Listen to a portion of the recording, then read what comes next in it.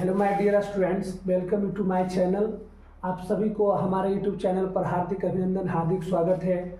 आज मैं आप सबको बहुत इंपॉर्टेंट चैप्टर लेकर आया हूँ। इसका नाम है क्षेत्रमिति, जो कि क्लास 10th में क्षेत्रमिति से अच्छा खासा क्वेश्चन पूछता है, जिसको इंग्लिश में कहते हैं मेंसुरेशन।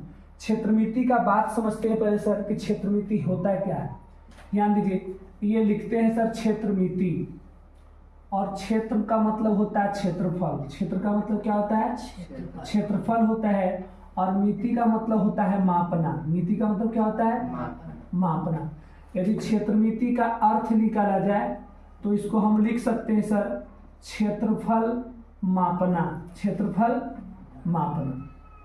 अब समझते हैं सर, क्षेत्रफल सिर्फ क्षेत्रफल में नहीं मापा जाता है। इसमें सबसे पहला पॉइंट जो मापने की प्रक्रिया होता है सर, इसको हम कहते हैं परिधि। क्या कहते हैं? परिधि। परिधि को परिमाप भी कहते हैं। क्या कहते हैं सर? परिमाप भी कहते हैं, और परिमिति भी कहते हैं। क्या कहते हैं सर? परिमिति भी कहते हैं। दूसरा पॉइंट में मापा जाता है क्षेत्रफल। दूसरा पॉइंट में क्या मापा जाता है? क्षेत्रफल मापा जाता है। नंबर तीसरा में मापते हैं सर आयतन। क्या मापते हैं? आयतन मापते हैं। तो हम ये तीन चीज को माप करते हैं। यानी कि क्षेत्रमिति में बाबू हम समझते हैं कि क्षेत्रमिति में क्षेत्रफल खाली मापा नहीं जाता है, बल्कि परिधि भी मापा जाता है। परिधि को परिमाप भी कहते हैं और परिमिति भी कहते हैं। जबकि दूसरा नंबर में क्षेत्रफल माप करते हैं, तीसरा में आयतन ज्ञात करते हैं। लेकिन हमको समझना ये है सर कि पहला नंबर परिधि ज्ञात करते हैं, तो यदि कोई परिधि ज्ञात करने के लिए है तो परिधि के लिए याद रखना है जस का तस। परिधि के लिए क्या याद रखना है? जस का तस। लेकिन जब क्षेत्रफल ज्ञात करना है तो क्षेत्रफल का मतलब होता है स्क्वायर। क्षेत्रफल का मतलब क्या होता है? स्क्वायर। जबकि हम बात करते बाबू आयतन का, तो आयतन का मतलब होता है सर क्यू। आयतन का मतलब क्या होता है? क्यू। अब इसको एग्जाम्पल समझते हैं सर, जैसे समझते हैं सर। इसका मतलब क्या हुआ ये हमको पहले समझाइए। सर कहने का मतलब क्या है जो हम समझते हैं सर। जैसे मान लिया जाए त्रिज्या के अनुपात दिया हुआ है। त्रिज्या का अनुपात 2:3 दे ले। दो वृत्त है और दोनों वृत्त की त्रिज्या का अनुपात दे ले 2 कितना? 3। अब पूछ दिया दोनों वृत्त की त्रिज्या का अनुपात 2:3 है, तो हमको निकालना है परिधि के अनुपात। कुछ निकालना है सर? परिधि के अनुपात। तो परिधि का मतलब होता है सर जस का तस, यानी जैसा है वैसा ही उतार देते हैं।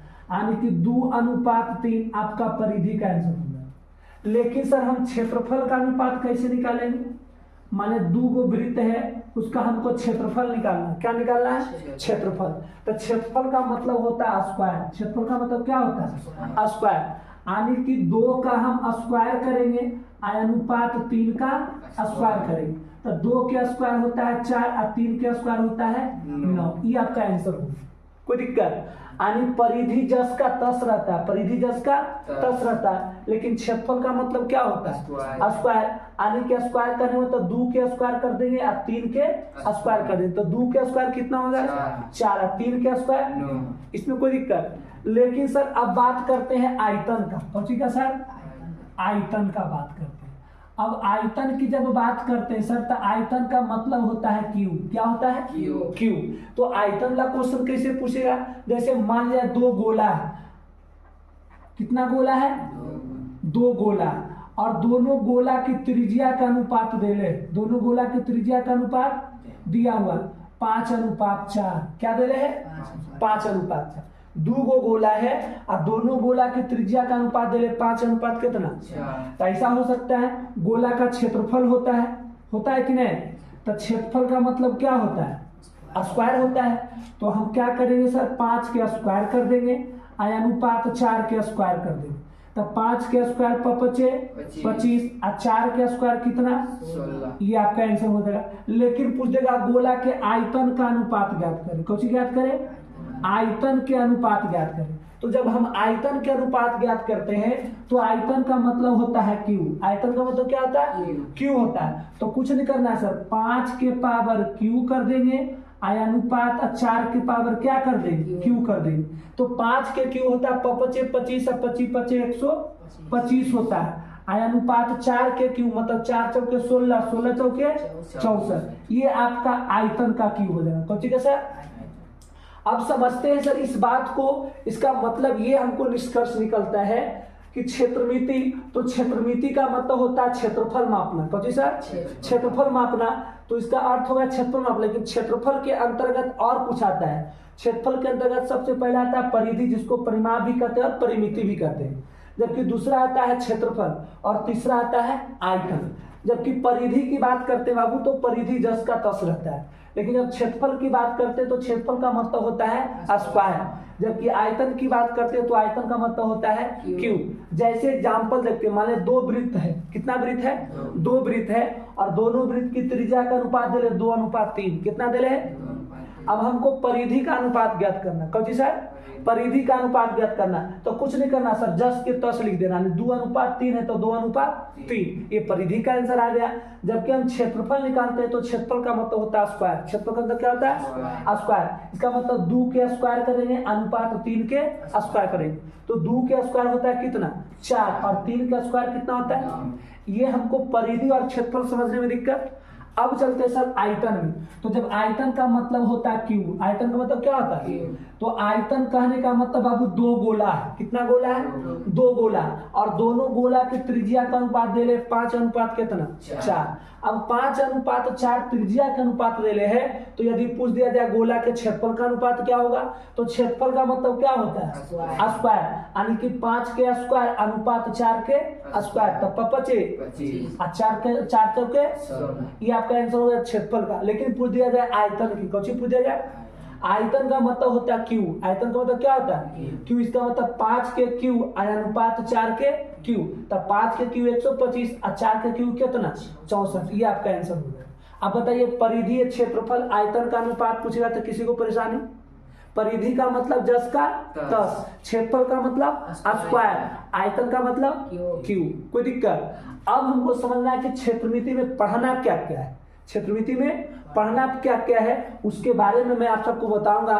सबसे पहले इसको आप नोट कीजिए, उसके बाद मैं बताऊंगा।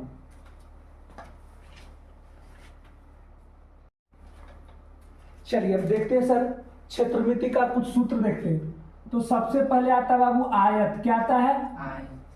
तो आयत का क्षेत्रफल होता है, आयत का क्षेत्रफल होता है। सूत्र होता है बाबू लंबाई गुने चौड़ाई, लंबाई गुने चौड़ाई।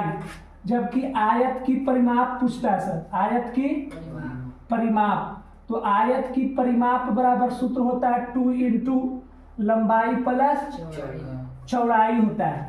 जबकि आयत का विकर्ण पूछता है, आयत की कौची विकर्ण पूछता है, तो आयत की विकर्ण बराबर सूत्र होता है अंडर रूट लंबाई के होल स्क्वायर प्लस चौड़ाई के होल स्क्वायर। ये आयत में 3 गो आपको सूत्र याद करना है। जबकि हम वर्ग चलते हैं सर, कहाँ चलते हैं? वर्ग का।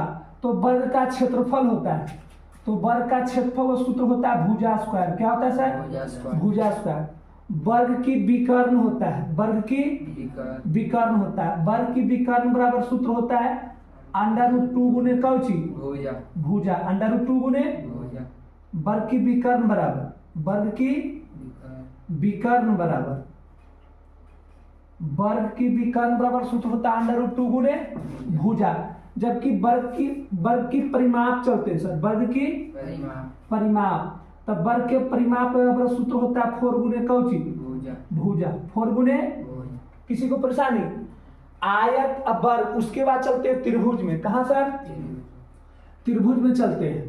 तो त्रिभुज का क्षेत्रफल होता है, त्रिभुज का क्या होता है? क्षेत्रफल होता है। तो त्रिभुज का क्षेत्रफल सूत्र होता है 1/2 गुने आधार गुने कौची ऊंचाई होता है। त्रिभुज की परिमाप होता है सर, त्रिभुज की क्या होता है? परिमाप। तो त्रिभुज के परिमाप बराबर सूत्र होता है तीनों भुजा का योग, यानी a प्लस बी प्लस कौची। किसी को दिक्कत? त्रिभुज में आपको पढ़ना है सर समबाहु त्रिभुज। क्या पढ़ना है? समबाहु त्रिभुज। क्या पढ़ना है? समबाहु त्रिभुज ABC का क्षेत्रफल, ABC का क्षेत्रफल बराबर सूत्र होता है अंडर रूट 3/4 गुने भुजा स्क्वायर, अंडर रूट 3/4 गुने। अब ध्यान देते सर समबाहु त्रिभुज की,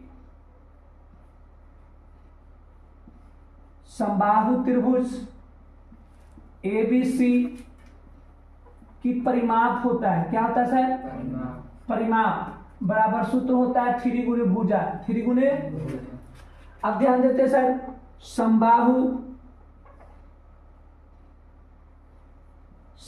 त्रिभुज ABC की ऊंचाई होता है, क्या होता है सर? ऊंचाई। तो समबाहु त्रिभुज की ऊंचाई ज्ञात करने के लिए इससे सूत्र निकालना है। √3 है तो √3 और 4 क्या है कितना? 2। भुजा 2 गो है तो भुजा के गो हो जाएगा?